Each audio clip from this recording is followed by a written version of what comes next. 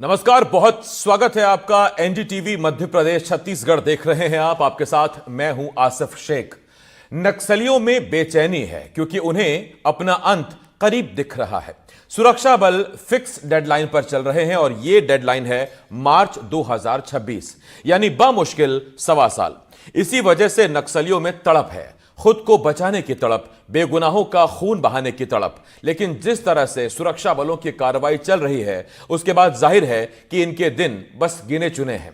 यही वजह है कि नक्सली आम लोगों की हत्या कर रहे हैं, छुपकर सुरक्षा बलों को भी टारगेट करने की कोशिश कर रहे हैं। आज हम नक्सलियों की इसी तड़प पर बात करेंगे। खास पैनल भी हमारे साथ जुड़ा हुआ है। सीधा हम अपने पैनल की तरफ चल रहे हैं और उनसे सवाल जवाब पूछेंगे। सबसे पहले हमारे साथ पूर्व एएसपी छत्तीसगढ़ के रविंद्र उपाध्याय जी हमारे साथ जुड़ रहे हैं। रविंद्र जी, मैं आपका स्वागत करता हूं। बीएसएफ के पूर्व एडीजी पीके मिश्रा सर हमें ज्वाइन कर रहे हैं। पीके मिश्रा सर, आपका स्वागत करता हूं। साथ ही साथ हमारे संवाददाता नीरज तिवारी भी हमें ज्वाइन कर रहे हैं और जुल्फिकार अली हमारे संवाददाता, वो भी हमें ज्वाइन कर रहे हैं। मैं आप सभी का बहुत बहुत स्वागत करता हूं। सबसे पहला सवाल मेरा रविंद्र उपाध्याय सर आपसे है। रविंद्र सर, आप ठीक दिख रहे हैं सर, बिल्कुल ठीक दिख रहे हैं, अच्छे लग रहे हैं सर। रविंद्र सर, मेरा आपसे पहला सवाल यह है सर, मार्च 2026 डेडलाइन पूरी तरह से तय है। आपको याद आता है कभी इतनी स्पेसिफिकली कोई डेट डेडलाइन के तौर पर दी गई हो जिसपे सारे सुरक्षा बल, सारे जवान एकदम स्टिक हैं, बिल्कुल उसी पर बने हुए और उसी नीति के तहत ये सारी कार्रवाइयां हो रही हैं? हाल में हुए कितने भी बड़े एनकाउंटर्स हों, आपको याद आता है कभी कोई ऐसी स्पेसिफिक डेडलाइन दी गई हो किसी भी सरकार की तरफ से? नहीं, ऐसा पहले कभी तो नहीं रहा है। और निश्चित रूप से अभी जो वर्तमान सरकार है या जो ऊपर से केंद्रीय गृह मंत्री द्वारा किया जा रहा है, एक अच्छी पहल है और ये पहल स्वागत योग्य भी है और इसका स्वागत करना चाहिए। पहले जब इस तरह टारगेट तय होते थे लेकिन उसकी कोई डेडलाइन निश्चित नहीं होती थी, तो ये पहली बार हमको सुनने में भी आया, देखने में भी आया है। हालांकि हमने इस संबंध में बहुत पहले भी फोर्सों ने काम किया है, लेकिन कोई एक लक्ष्य निर्धारित नहीं होता था, एक समय सीमा निर्धारित नहीं होती थी। ये समय सीमा निर्धारित होना ही एक अच्छे परिणाम, सुखद परिणाम की ओर हमको दिखाता है और ये सुखद परिणाम आना भी चाहिए। इस वर्ष जो बहुत सारे एनकाउंटर हो, करीब करीब 207 208 नक्सली मारे गए हैं और तो ये निश्चित रूप से बताता है कि जो हमारा जंगलों के अंदर प्रभाव बढ़ा है, पुलिस जी। फोर्स का प्रभाव बढ़ा है, हमारा आवागमन जो बढ़ा है, उससे सफलताएं मिली और लक्ष्य के प्रति हम लोग समर्पित और ज्यादा हुए हैं, पहले से ज्यादा समर्पित हुए हैं। और उसके कई कारण हैं, लेकिन ये सबसे अच्छा है कि एक लक्ष्य की तरफ जो हम बढ़ रहे हैं, ये बहुत अच्छी पहल है, इसका स्वागत ही होगा। ठीक, रविंद्र सर मैं आता हूं आपके पास। डिबेट में हमें बीएसएफ के पूर्व एडीजी पीके मिश्रा सर ज्वाइन कर रहे हैं। पीके सर, आपका बहुत बहुत स्वागत करता हूं। जय हिंद सर। मिश्रा सर, मेरा आपसे पहला सवाल यह है, बीएसएफ की भी तैनाती रही है नक्सल मोर्चों पर। मैंने सवाल पूछा था अभी कुछ देर पहले रविंद्र उपाध्याय सर से, पूर्व एएसपी हैं छत्तीसगढ़ के, एएसपी छत्तीसगढ़ के रहे हैं। पीके सर, बीएसएफ जब तैनात रही तमाम मोर्चों पर, आपने भी लीड किया होगा, आपने भी सर रणनीति का हिस्सा आप रहे होंगे, थिंक टैंक्स में रहे होंगे, कितना टफ हो जाता है कि हम कोई स्पेसिफिक डेडलाइन दे पाएं हालातों को देखते हुए? नक्सलियों की संख्या, उनके हमले, उनकी बटालियन देखते हुए कितना मुश्किल हो जाता है कि कोई एक फिक्स तारीख दी जाए डेडलाइन के तौर पर और फिर उस पर स्टिक रहा जाए, उस पर बने रहा जाए। बिल्कुल। ये जो डेडलाइन दिया गया था मार्च 26 का, जी। नक्सलाइट्स जो है उनको मूलोत्पाटन करना है, ये बहुत सोच समझ करके दिया गया है। It is not only Chhattisgarh, इसको तेलंगाना के ऊपर भी देखा गया है, उसको महाराष्ट्र के ऊपर भी देखा गया है, उड़ीसा और हर एक स्टेट को, हमारा जितना 15 डिस्ट्रिक्ट अभी है, तो उनके ऊपर नजर रख करके उनका गतिविधि कहाँ है, उनका ट्रेनिंग एस्पेक्ट कहाँ पर है, उनको वेपन्स कहाँ पर मिलता है, उनको फंड्स कहाँ पर मिलता है और उनका वो कहाँ से रिक्रूट करते हैं, किस किस गांव में उनका इन्फॉर्मर है। ये पूरे के पूरे इंफॉर्मेशन लेने के बाद ही जब उन्होंने कंप्लीट, ये इसका एक मैक का कॉन्फ्रेंस बैठा था जिसके ऊपर ये तय किया गया कि 26 मार्च तक बिल्कुल हमारा देश से नक्सलाइट्स को खत्म किया जा सकता है। और इसका इसका जो उदाहरण है, आप देखेंगे पहले छत्तीसगढ़ में आ रहा है। ठीक है, नारायणपुर में एक जवान का डेथ हो गया और छोटे मोटे केसेस भी होते रहते हैं, लेकिन जिस तरीके से 6 महीने में नक्सलाइट्स को वो मारे जा रहे हैं और वो सरेंडर कर रहे हैं और उनको पकड़े वो अप्रीहेंड हो रहे हैं, उनका आर्म्स एम्युनिशन लिया जा रहा है और उनका इन्फॉर्मर भी वो भी पकड़े जा रहे हैं। और बेस्ट है कि जिस तरीके से हमारा कोंडागांव, बस्तर हो, नारायणपुर हो, सुकमा हो, आप कहीं भी जाए, जिस तरीके से डेवलपमेंट हो रहा है, development of area, development of communication, that is communication of road, development of communication of wireless, और development of economy, development of health institutions, development of educational institutions, development of rehabilitation, इस तरीके से हो रहा है। और जिस तरीके से सरेंडर भी हुआ है, जो सरेंडर पॉलिसी है, जो रिहैबिलिटेशन हो रहा है, डेफिनेटली इसको तमाम मद्देनजर रख करके ये 26 मार्च का टाइम दिया गया है। और जिस तरीके से कोऑर्डिनेटेड एफर्ट हो रहा है, कोऑर्डिनेटेड काउंटर इंसर्जेंसी ऑपरेशन हो रहा है।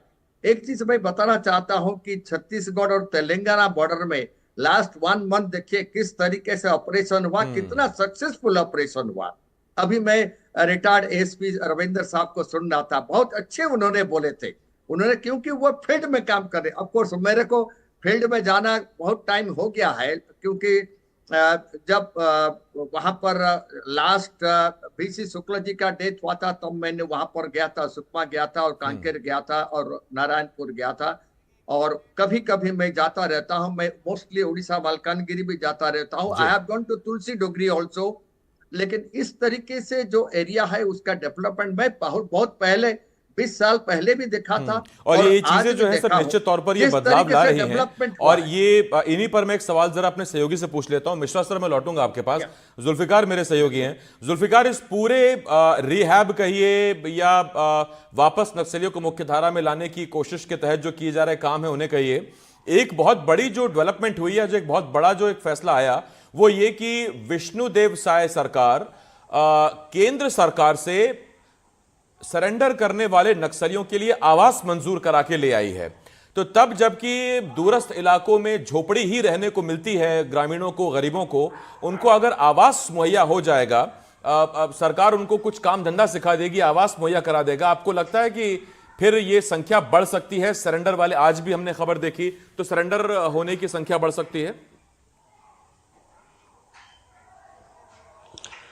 आसिफ, जिस तरीके से नक्सलवाद को खत्म करने का जो टारगेट रखा गया है, तो उसमें सबसे बड़ा जो फैक्टर आसिफ वो सामने आता है कि उस क्षेत्र का विकास, क्योंकि एक बार तो नक्सली जो हथियार उठाए हुए हैं उनको मार दिया जाएगा, लेकिन उसकी विचारधारा को किस तरीके से खत्म करेंगे। तो जब विचारधारा को अगर खत्म करना है तो वहां के लोगों को मुख्य धारा से जोड़ना होगा। यही वजह है कि जो विकास उस क्षेत्र में है, कि जैसा कि आपने कहा कि 15,000 जो आवास है, पीएम आवास, उस क्षेत्र के लोग जो नक्सल पीड़ित लोग हैं या सरेंडर्ड नक्सली हैं, इन लोगों को उसका लाभ मिलेगा, उसकी स्वीकृति मिल गई है। तो निश्चित तौर से जब इस संख्या में उस गांव में घर बनेंगे तो ये जो परिवार है वो कहीं ना कहीं मुख्य धारा से जुड़ते हुए नजर आएंगे। क्योंकि जिस तरीके से पूरा जो इलाका है बस्तर का, जो माओवाद से प्रभावित रहा और जो उस क्षेत्र में लगातार जो डेवलपमेंट के काम हुए, अंदरूनी इलाकों में जो सड़कें नहीं थी वो लगातार सड़कें बन रही हैं, लगातार कैंप खुल रहे हैं।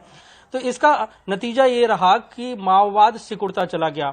अब स्थिति ये थी कि अबूझमाड़ का जो कुछ इलाका है 4 से 5 हजार वर्ग किलोमीटर का, उस इलाके में ही माओवादी बचे थे। लेकिन जिस तरीके से इस साल ऑपरेशन चले हैं और इस ऑपरेशन में छत्तीसगढ़ के ही 200 से ज्यादा माओवादी मारे गए हैं, तो इससे अब ये बात कही जाने लगी है कि जो टारगेट रखा गया है कि मार्च 2026 तक माओवाद खत्म हो जाएगा, और तो उस पर भरोसा होने लगा है। दूसरी तरफ अगर देखें कि जो घटना पीछे हुई कि अभी हमारे एक जवान शहीद हुआ या 2 लोगों की नक्सलियों ने हत्या कर दी, तो नक्सली अभी फिर भी उस इलाके में ये बताने की कोशिश, क्योंकि कहीं ना कहीं सुरक्षा बलों को जो इनपुट मिल रहा है वो बहुत ही सटीक इनपुट मिल रहा है, जिसका खामियाजा माओवादियों को उठाना पड़ा। और यही वजह है कि 2 लोगों की उन्होंने जो हत्या की और जो मुखबिरी की बात कही, तो ताकि उस इलाके के जो लोग हैं उन पर यह दहशत कायम हो, क्योंकि अब जो है जवानों पे जो भरोसा कायम हो रहा है उससे कहीं ना कहीं वहाँ के लोग जुड़ रहे हैं और उसका असर ये है कि माओवाद जो है वो सिकुड़ता जा रहा है और आने वाले वक्त में ये उम्मीद हर कोई जताने लगा है, उस क्षेत्र के लोग भी जताने। हमने बीते दिनों देखा, हमारे जो सहयोगी हैं नीरज, उन्होंने भी रिपोर्ट की थी कि उस इलाके के लोग अब मांग कर रहे हैं, क्योंकि जो कैंप है वहां से हटाने की चर्चा हुई थी, उस चर्चा बस से ही वहां के लोगों ने प्रदर्शन किया। तो मतलब साफ है कि उस इलाके के लोग मुख्यधारा से जुड़ना चाहते हैं, और जब ये भावनाएं लोगों के बीच में आ जाएंगी तो निश्चित तौर से माओवाद का जो खात्मा है वो नजदीक दिखने लगता है। जी, मैं जरा नीरज के पास ही चलूं। पिछले कुछ दिनों में नीरज हीरो रहे हैं, वो ग्राउंड पर गए, उन्होंने बहुत सी चीजें दिखाई, और सबसे पहले एनडीटीवी था जब जो पहुंचा और उन्होंने हमारे वीर जवानों की वीर कहानी बताई और बताया कि कैसे नक्सलियों को मार गिराया गया। नीरज माफ कीजिए, मेरा आपसे सवाल यह है कि अंदरूनी इलाकों में ग्रामीणों की मनस्थिति में, उनकी विचारधारा में क्या बदलाव आया है, और साथ ही नक्सलियों में बौखलाहट या डर और कितना बढ़ रहा है जैसे जैसे ये तारीख नजदीक आ रही है, मार्च 2026? देखिए आसिफ, जिस तरह से डेडलाइन तय की गई है मार्च 2026 की, उससे नक्सलियों की बौखलाहट दिखाई दे रही है। क्योंकि नक्सली अभी जो वर्तमान में जो समय चल रहा है वो 2 दिसंबर से लेके 8 दिसंबर तक के नक्सली इस दौरान पीएलजीए का सप्ताह मनाते हैं।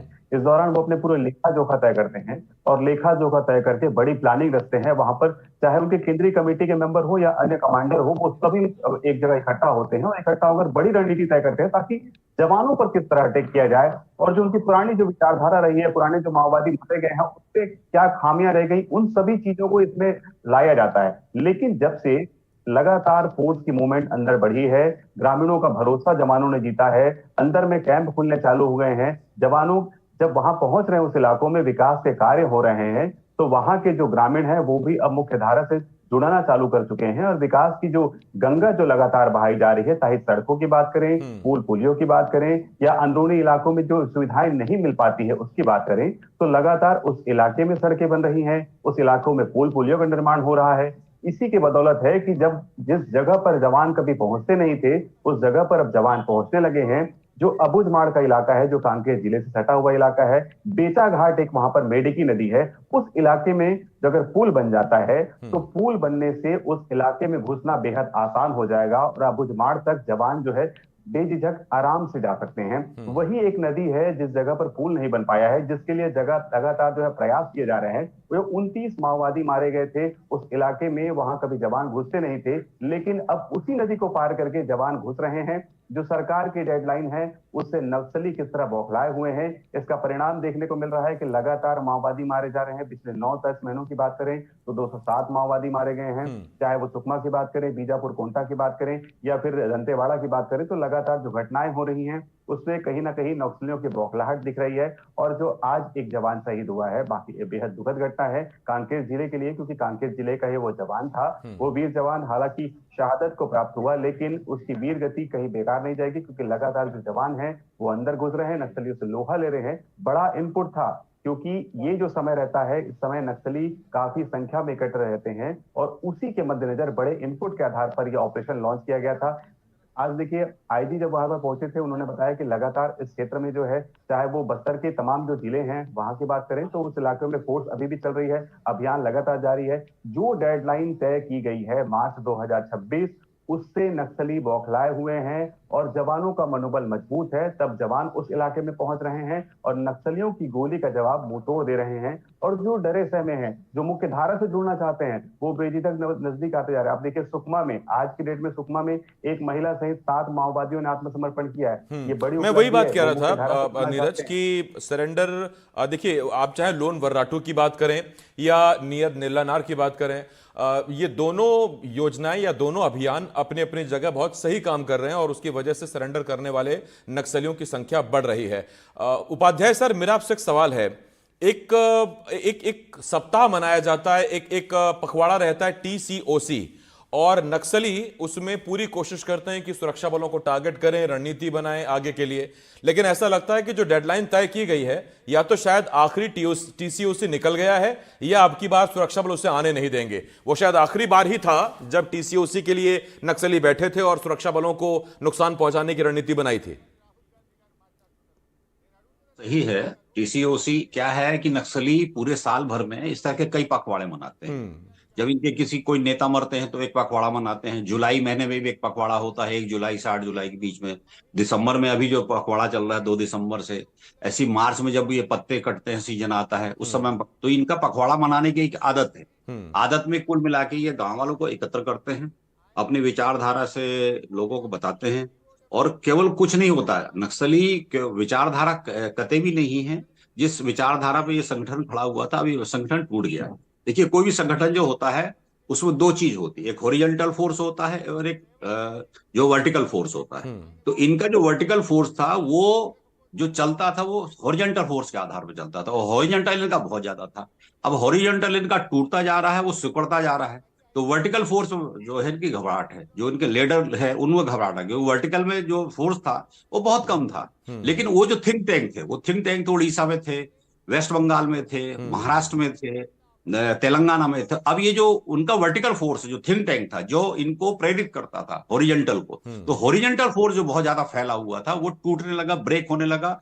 और अब इस तरह बंच में, पहले क्या होता था, नक्सली 1 या 2 मारे जाते थे, वो भी 7 जिले में एक बार। अब क्या होता है, एक जिले में 7 नक्सली, 8 नक्सली, 15 नक्सली, अब तो क्या हो गया, 30 के ऊपर संख्या चली गई। रिकॉर्ड और बनने पहले लगा है, फोर्स से मारे जाते थे।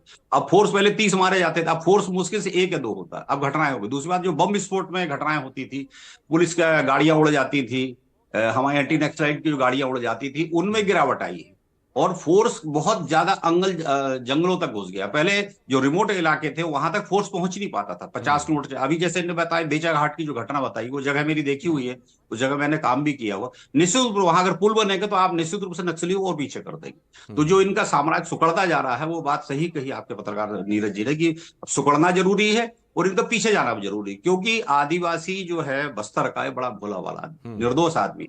और वो जमाना देखा है कि जब अगर किसी आदिवासी ने अपने पिता या माँ की हत्या कर दी, गांव की हत्या कर दी, तो वो बेचारा अपने साथ वो शव को भी लेके आता था, थाने आता और सरेंडर कर जाता था। इतना भोला वाला सीधा साधा आदमी था, वो कभी फरार नहीं होता था। लेकिन धीरे धीरे जो भय के कारण या लालच के कारण या बंदूक जो बताने के जो टेम्परामेंट बनाया, तो जो नए लड़के थे, नए लड़कियां थे, धीरे धीरे भर्ती होने लगे। तो साहब ने अभी, मिश्रा साहब ने एक बहुत अच्छी बात बताई कि रिक्रूटमेंट जो है, रिक्रूटमेंट पे कंट्रोल हुआ है। रिक्रूटमेंट जैसे कंट्रोल होगा तो निश्चित रूप से लोग आएंगे नहीं। और जो पुराने लोग हैं अब धीरे धीरे वो बूढ़े होते जा रहे हैं और असहाय हो रहे हैं। अब उनके अंदर वो काबिलियत नहीं बची। और थिंक टैंक भी जो है वो भी बूढ़े हो रहे हैं। तो निश्चित रूप से जो लाइन तय की गई है मार्च की, ये निश्चित रूप से इसमें लाभ मिलेगा और ये जो है सरकार का उद्देश्य सफल हो, ये अच्छी बात। मैं पीके मिश्रा सर, आपसे सवाल इसी पर पूछना चाहता हूं। जब बात कैडर रिक्रूटमेंट की आई तो हम इस पर एक बार पहले भी चर्चा कर चुके हैं एनडीटीवी एमपीसीजे पर ही, कि कैसे धीरे धीरे बटालियन का साइज स्क्वीज होता गया, बटालियन कम होती जा रही है, कंपनी प्लाटून कम होते जा रहे हैं नक्सलियों के। और ये जो पहले चाम होता था या उन्हें बहकावे में लाकर आम आदमी को जो कैडर में भर्ती कराने की जो साजिश होती थी, वो भी कहीं ना कहीं टूट रही है। और उसके पीछे जहां तक मुझे 2 वजह समझ में आती है सर, वो एक तो यह है कि अब कोविड के बाद से फंडिंग कम हुई है, और दूसरा, जब खुद वहां का आम आदमी देख रहा है कि कितने बल्क और कितने बड़े स्तर पर नक्सली मारे जा रहे हैं, तो वो फिर कैडर में जाने से डर रहा है। नतीजा, अब नए कैडर के लिए नक्सली तरस रहे हैं। क्या ये एनालिसिस ठीक है सर? आसिफ, आपने सही बताया, क्योंकि इनका दो पॉइंट मैं बताऊंगा। एक तो है फंड्स देने वाले जो थे, जो दिल्ली में बैठे थे और कलकत्ता में बैठे थे, और जो रायपुर में बैठे थे और यहाँ पर जो रांची में बैठे थे, ये सब लोगों का पता लग चुका है और ये काफी पकड़े गए हैं और फंड्स उनके पास कोविड के बाद नहीं जा रहा है। दूसरा, रविंदर जी सही बता रहे थे। अब आप देखिए, जो उनको जो हेल्प आता था, जो गाइडेंस मिलता था, जैसे महाराष्ट्र से आता था, उड़ीसा से आता था, तेलंगाना से आता था। अब जब इन्होंने बीसी शुक्ला जी को मार करके तुलसी डोगरी हो करके मलकानगिरी चले गए थे, अब ये मलकानगिरी नहीं जा सकते। मलकानगिरी से जब वो आ रहे थे छत्तीसगढ़ को, लास्ट में हम देखिए किस टाइप का ऑपरेशन हुआ, कितने मारे गए। क्योंकि Telangana Chhattisgarh border, Chhattisgarh Orissa border, Orissa Andhra border, Orissa Telangana border, जो बॉर्डर को जो है इतने अच्छे से काउंटर इंसर्जेंसी ऑपरेशन अभी चल रहा है, coordinated operation with satellite and drone से कर रहे हैं। तो इनको ये अभी ना उस पार जा सकते हैं, ना उधर से उनका कोई लीडर इनके पास आ सकता है। दूसरा है, फोर्स हैव ऑलरेडी एंटर्ड, आपका जो है बस्तर के अंदर ऑलरेडी फोर्स एंटर कर चुके हैं। मैं अभी नीरज जी को बताना चाहता था कि नीरज जी, ये जो ब्रिज जो है, ब्रिज का सैंक्शन मिल चुका है और ब्रिज बनेगा, और ब्रिज बहुत जल्दी बनने वाला है। और ये जो आबूसमार है, अभी अभी मेरे को पता लगा कि आबूसमार के अंदर में भी बटालियन का हेडक्वार्टर बनने जा रहा है। अगर हम आबूसमार के अंदर हम हेडक्वार्टर बनाएंगे तो इसका कम्युनिकेशन, दोनों कम्युनिकेशन, रोड कम्युनिकेशन प्लस वहां से अंदर से ऑपरेट करना, it will be very easy. Second thing, आप देखिए जो इनका जो रिक्रूटमेंट सेंटर था, अब मैं बताता हूं छत्तीसगढ़ में इनका कोई भी रिक्रूटमेंट सेंटर अभी नहीं है। नंबर 2, इनका जो ट्रेनिंग सेंटर था, अब छत्तीसगढ़ में मैं क्लियरली बताना चाहता हूं, छत्तीसगढ़ में कोई ट्रेनिंग सेंटर रहा नहीं। ये 5-5 मिनट में चेंज अपना लोकेशन चेंज करते रहते हैं, उसमें ट्रेनिंग ये नहीं दे सकते। तीसरा, जो हमारे यंग लड़के और लड़कियां थे, आदिवासी थे, ट्राइबल्स थे, वो चाहते हैं कि वो पैरामिलिट्री फोर्स में और आईआरबी में और छत्तीसगढ़ पुलिस में या उड़ीसा पुलिस में या महाराष्ट्र पुलिस में ज्वाइन करने के लिए, और सरेंडर करने से उनको काफी फायदा हो रहा है। एजुकेशन उनको मिलता है और उनके पेरेंट्स को भी कुछ पैसा मिलेगा ताकि घर लुक आफ्टर हो सकते हैं। वो अभी इन्फॉर्मर हो बन करके या उनके साथ ज्वाइन करने के लिए अभी राजी नहीं है। Things have changed quite a lot, not only in Chhattisgarh, in every such states। आप उड़ीसा देख लीजिए, महाराष्ट्र देख लीजिए, बंगाल देख लीजिए, बहुत चेंज हो गया है। आई एम वेरी श्योर जो अमित शाह जी ने दिए हैं स्टेटमेंट, शायद मेरे को ये उम्मीद है जिस तरीके से काउंटर इंसर्जेंसी ऑपरेशन, एंटी नक्सल ऑपरेशन चल रहा है, और सबसे अच्छा है आसिफ, जिस तरीके से अभी सरेंडर हो रहा है। आप देखिए मलकानगिरी में कैसा सरेंडर चल रहा है। अभी रविंद्र जी बता रहे थे 500 अभी एक महिला के समेत अभी सरेंडर हो रहा है वेपन के साथ। अब इनको नया वेपन, नया एम्युनिशन नहीं मिल रहा है। पहले वो, मैं बता रहा हूँ, एम्युनिशन कहाँ से लेते थे, जो पुलिस से छीन के लेते थे, वो अलग बात है। जो एम्प्टी केसेस एक्शन होता था, वो एम्प्टी केसेस लेकर के उन्होंने उसको एम्युनिशन बनाते थे। हाँ, फैक्ट्री अपनी खोल ली अंदरूनी इलाके में। ये भी खबर है कि अपनी डीजल खुद बनाने लगे हैं, अपना कंट्री मेड करने लगे हैं, और अब उन पर भी जब छापे पड़े, जब वो कार्रवाई हुई है, तो उस पर भी एक असर पड़ा है। जुल्फिकार, मेरा आपसे एक सवाल है, क्या हम बदलती हुई चीजों को इस लिहाज से भी समझ सकते हैं कि इतने साल से मैं आपसे यही सवाल पूछ रहा हूं जुल्फिकार, 2012, 13, 14 में हम बात करते थे कि अगर पुलिस का कैंप लग जाए तो स्थानीय ग्रामीण उसका विरोध करने पहुंच जाते थे। उनको डर इस बात का होता था कि यहां अगर कैंप आ गया है, यहां थाना खुल गया है, तो अब जाहिर बात है कि नक्सली यहां हमला करेंगे और उसमें फिर आम आदमी की जान जाएगी। लेकिन आज वही लोग थाने की मांग करते हैं, वही लोग कैंप का स्वागत करते हैं, और जैसा आपने सीखा कि अभी जब एक कैंप हटाने की बात हुई तो लोगों ने विरोध करना शुरू कर दिया कि आप कैंप हटा क्यों रहे हैं, कैंप रहने दीजिए। तो ये बदलता हुआ परिवेश, बदलती हुई चीजें हैं क्या? आसिफ, बदलते हुए परिवेश भी हैं और परिस्थितियां भी हैं। इसको इस तरीके से भी ले लें कि जब हम 2012 और 13 में चर्चा करते थे तो उस समय पे जो स्थानीय लोग हैं वो विरोध करते थे, तो उसको ये भी था कि हमारे पास जो खबर आती थी कि स्थानीय लोग विरोध कर रहे हैं, लेकिन उसका दूसरा पहलू ये भी था कि जो ग्रामीण हैं उन्हें माओवादी ढाल के तौर पर भेजा करते थे कि आप जाइए और वहां पे कैंप का विरोध करिए।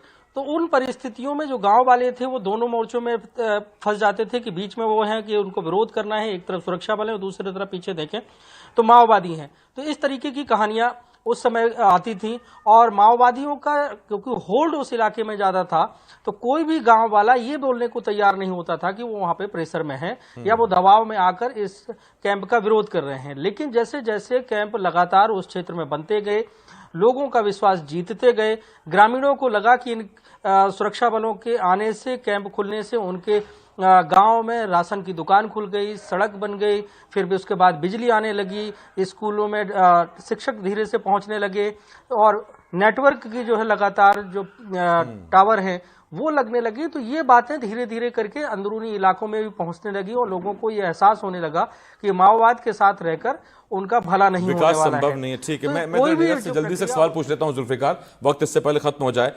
नीरज, दो हालिया जो बड़े एनकाउंटर हुए जिसमें बड़े नक्सली मारे गए, बड़ी तादाद में नक्सली मारे गए, उसके बाद मैंने 2 बार बस्तर आईजी से बात की, सुंदर राजपी से, और वो बातचीत में बार बार वो ये कहते रहे कि हमारा जो इंफॉर्मेशन तंत्र है, सूचना तंत्र मजबूत हुआ है। और वो हमें तब भी देखने को मिलता है कि इन दोनों घटनाओं में एक चीज कॉमन थी, नक्सली मीटिंग करने के लिए आए थे और बड़ी तादाद मीटिंग के लिए इकट्ठा हुई थी, और जैसे नक्सली मीटिंग करने आए, सुरक्षा बलों ने उन पर धावा बोल दिया, हमला किया और उन्हें न्यूट्रलाइज कर दिया गया। तो ये बताता है अपने आप में कि जो दावे हैं कि सूचना तंत्र मजबूत हुआ है, पल पल की जानकारी अब मिल जाती है और उस पर एक्शन होता है, वो अब दिख रहा है। देखिए, जैसे कि जुल्फिकार अली सर बता रहे थे और इसके अलावा जो तमाम जो हमारे साथ जुड़े हुए वो बता रहे थे सर, लगातार जो है इलाकों में जब फोर्स पहुंच रही है और उस इलाकों में विकास हो रहा है तो निश्चित तौर पर ग्रामीणों का भरोसा उन्होंने जीता है। ग्रामीणों के भरोसे के बल पर ही अब जवान उस इलाके में पहुंच रहे हैं। अन्यथा पहले क्या होता था, पहले के दिनों में माओवादियों का वो सपोर्ट करते थे, चाहे वो बंदूक की नोक पर उनसे काम करवाए या फिर अन्य किसी काम से। तो वो जवान जब उस इलाके में पहुंचते थे तो माओवादियों तक खबर वो पहुंचा दिया करते थे। लेकिन अब जब देखा कि इस इलाके में विकास पहुंच रहा है तो अब जो ग्रामीण है उनका भरोसा जवानों ने जीता है, और उसकी बदौलत जो है अब लोग जो है वहां के आदिवासी, जो कि भोले भाले आदिवासी है बस्तर के, अब वो तमाम जो लोग हैं जवानों का सहयोग कर रहे हैं, उनका मदद कर रहे हैं। अन्यथा इतनी बड़ी जो खबर निकलकर सामने आ रही है जिसमें 25 माओवादी मारे जा रहे हैं, 30 माओवादी मारे जा रहे हैं, आखिर ये इनपुट नक्सलियों तक कैसे नहीं पहुंचा? अभी तक की सूचना तंत्र इतनी मजबूत उनकी मानी जाती थी, जहां पर जवान फैल हो जाते थे, पुलिस के जवान जो है उस एम्बुश से फंस जाते थे।